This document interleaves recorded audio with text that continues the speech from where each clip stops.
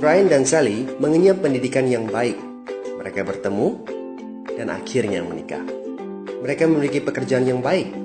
Brian memiliki jabatan tinggi di sebuah perusahaan multinasional, berpenghasilan besar, mendapat fasilitas dari kantor berupa mobil dan rumah.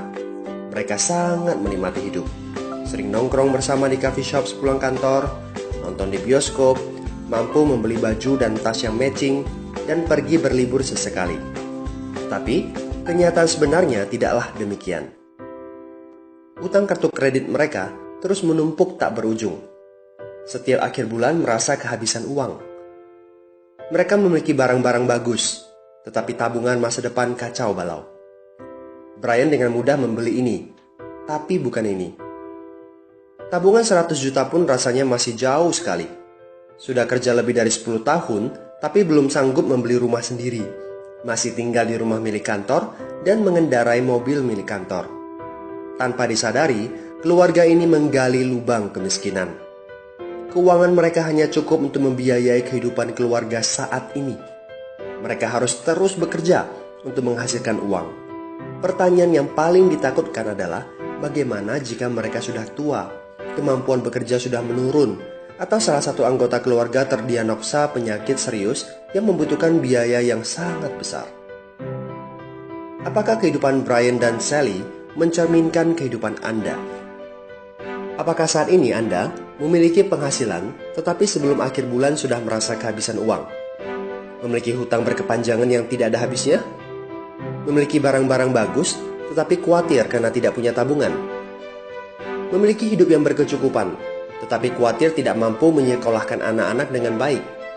Memiliki rumah tinggal tetapi berkemungkinan besar harus menjual rumah bagus ini karena tidak punya dana pensiun? Jika Anda menjawab ya pada salah satu saja pertanyaan tadi, saatnya untuk memperbaiki diri. Mau jadi seperti apa kita ini kalau ternyata kita sebetulnya hanya gaya dari luar saja?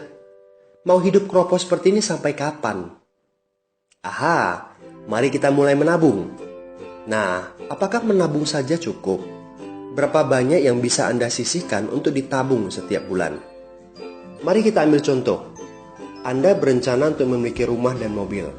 Katakanlah harga rumah 600 juta dan harga mobil 200 juta. Jika Anda mampu menabung 5 juta per bulan, Anda membutuhkan 13 tahun untuk mendapatkan angka 800 juta. Masalahnya, inflasi membuat harga rumah dan mobil melambung tinggi.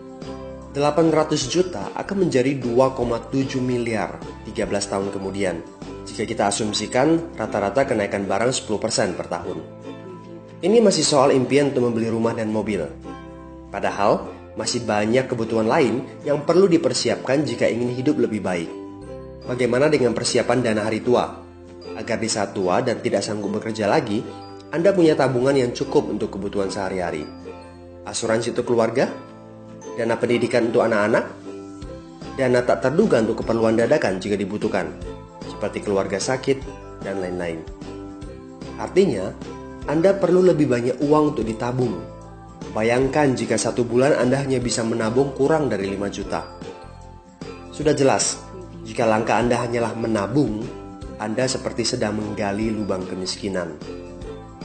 Hal utama yang perlu Anda lakukan adalah meningkatkan penghasilan Anda. Anda mungkin bertanya bagaimana saya bisa melakukan itu dengan segala kesibukan yang saya miliki sekarang. Apakah saya bisa tetap mencari income tambahan di luar sana tanpa mengganggu pekerjaan utama saya? Seandainya bisa, apa yang bisa saya kerjakan saat ini?